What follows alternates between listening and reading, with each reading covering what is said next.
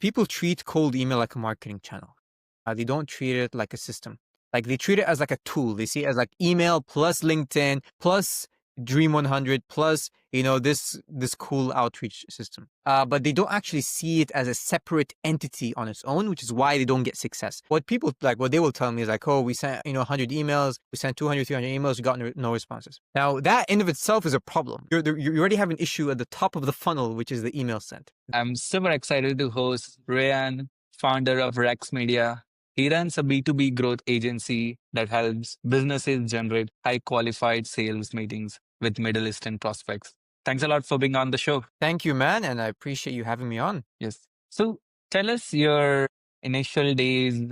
What led you to start this business? What was your inspiration? Yeah, so I've been in this cold email space like for a while. So I was familiar with the big names like Daniel Fazio and all of these people. Now, when I first started, like I've just started as a cold email specialist. So I was just going in and like doing, the cold email stuff that everyone's doing, reaching out to people, the same processes, the same everything. As I like matured through the process, I started to realize that my expertise as well is the fact that, I am from the Middle East. So like I'm from Saudi Arabia myself. I was born in the UAE. So I was born in Dubai.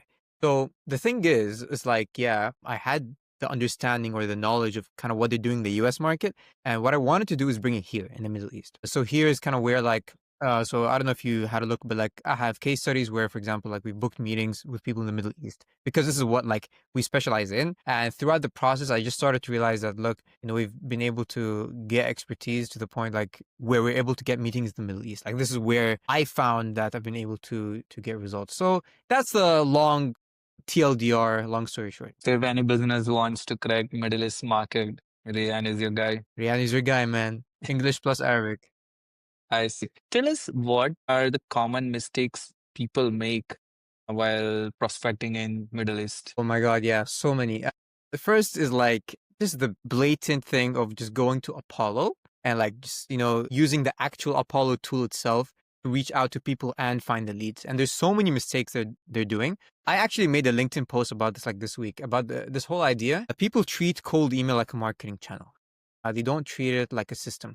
Like they treat it as like a tool. They see it as like email plus LinkedIn plus Dream 100 plus, this cool outreach system. But they don't actually see it as a separate entity on its own, which is why they don't get success. What they will tell me is like, oh, we sent, 100 emails, we sent 200, 300 emails, we got no responses. Now that in of itself is a problem. You already have an issue at the top of the funnel, which is the email sent. The other issue is also deliverability. When you're just using one email address and you're reaching out to these people in the same platform, you're just reaching out to them on Apollo, your likelihood of getting a response is very, very low because you're not even following the best practice of having multiple email accounts and reaching out to these people.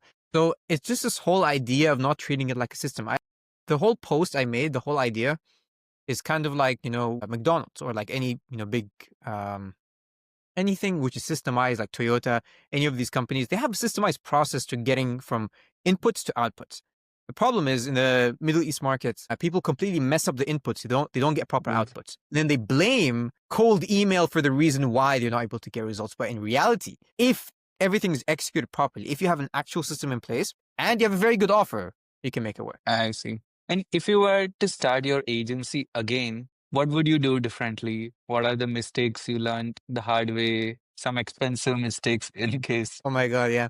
No, I think one of the important things to keep in mind, like from a pure entrepreneurship like perspective, you're in a people business. That means people, especially here in the Middle East, like people judge you a lot by your character and how you carry yourself, how you speak, and all of these things. And it's important to keep in mind these things play a role. I think when in the beginning I didn't have that context, that understanding that, how important it is to actually have, I wouldn't say a good character, but like I didn't put so much emphasis on the way like I would present myself and all these things. Now, this is something, of course, I've learned throughout the way and all these things. And I believe now this is like obviously something very, very important. This is actually, I can actually go on a tangent about this on a different point.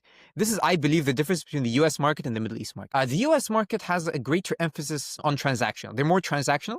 They're more like, okay, I buy offers. I don't really care who you are as long as what's in front of me good, and I'm willing to take a bet on it and you seem like a good guy, I'll just spend the money. Middle East is more different. It's more relationship driven, and they care a lot about the person they're speaking to. So, for example, like if the person they're speaking to is an Emirati and the person selling is an Emirati, there's that automatic connection. So this automatically actually helps with the sales process without you knowing. Without you knowing, you're literally just saying things, and there's just higher likelihood of trust because you're the same nationality. Same goes if you're from Saudi speaking to a Saudi, you're from Qatar speaking to a Qatar. Like it's that automatic connection. Yes, in America there is this idea to an extent, but there people buy offers. People like care more about what they see in front of them. So this is what I noticed, and this is one of the things that I learned like recently. Even there's a lot of other things, but I'll just keep it at that. Amazing. Let's say if a business wants to dominate Middle East market, email is one channel. There is like conferences like Big Five, where one can build relationship or hire a salesperson that can do cold calling. So what would be your suggestive playbook that, okay, here's how we can dominate more clients in Middle East? Yeah. So with the Middle East, you are naturally playing with a smaller market, which means the use of multiple touch points becomes even that more important. So in the US, yes, you can get away with hitting up a list of SaaS companies, hitting up a list of marketing agencies. The TAM is very big. There's a lot of money in the US historically. There's been a lot of money there. With the Middle East, things are still like fresh, you can say. We have this thing where we want to improve our economy. We can consider it like a smaller market in terms of number of businesses versus the US, which means you need to hit them up in multiple touch points. Cold calling becomes important, LinkedIn becomes important, email becomes important, segmented campaigns. So segmenting campaigns, even that is like you can say something that is even more important here versus the US. Because the US, you have the luxury of TAM, you have the luxury of a big market. And I would say in the GC, it's less. So for a business owner listening to this who's kind of curious to test out the Middle East market, what type of clients are a good fit for your service and what are not? Yes, so this is a good question. The thing that people need to keep in mind, cold email, all these marketing channels are marketing channels. It's actually in the name, channel. So in order to for something to be channeled in properly, you need to have a good offer. This is what people miss. So what people will do is they will like try this cold email thing. Oh, it didn't work. And then what they will do is they will speak to agencies and they will hope an agency will save their business when no agency wants to take that risk anyways. Because it's like, okay, you're like, for me to deliver on my end, I need to make sure that your offer is a solid, sound offer that we can actually deliver traffic towards. Otherwise, it's not going to work. Now, I'll be honest with you, there are situations where we can definitely help you and suggest ideas. Suggest ideas where we can change your offer to make it ready for cold traffic. We have done that for one client. We actually worked with Lime. They're like one of the largest boutique companies in the world. You can check them out. We like helped them create an offer for them where we were able to generate traffic. So I would say number one offer, like a good offer that people are very responsive to, a big enough target market. And this is an important thing with email. Like if you're targeting like banks in Jeddah only, then it's like very, very narrow. But if it's like, oh, we have this very, very good product that works across multiple industries, telecommunications, retail, e-commerce. We also work with fintech. Okay, now we have a bigger market. And guess what? Now we can introduce more marketing channels, maybe paid advertising if you want to target smaller businesses, which are not as enterprise. All of these things play a role. All of these things play a role in generating results via email. So I would say big enough target market and a good offer. And you're selling B2B. Yeah. So can you share in terms of B2B segment with great offer, your support and getting traffic? Is there a cutoff where of annual contract which would be an ideal fit for you? So typically, the range that we work with is anywhere from 5 to 15,000 US dollars. Typically on a 30 to 90-day engagement, we just need enough time to test the campaigns to make sure we're getting enough data from the outreach. Awesome. What are you most excited about? What is RAX Media look like in 2026? I'm really excited about the Middle East market. Honestly, the GCC market is growing. There's a lot of new companies now. There's a lot of money coming in here as well, which means digital marketing is going to be even more in demand. There's all of these things that are playing a role. I believe data is going to become a big thing as well. Like, getting more data in the Middle East is something that is lucrative. Like, if you're able to get data that otherwise wasn't there, that's very, very valuable. So yeah, I'm just excited about the whole market in general, where the market is going and what can be achieved here. Yeah. Who are the cold email experts you look up to? So there's a bunch of people that I listen to and kind of like see what they're doing in different markets. I mean, you have obviously Eric Nowzlowski.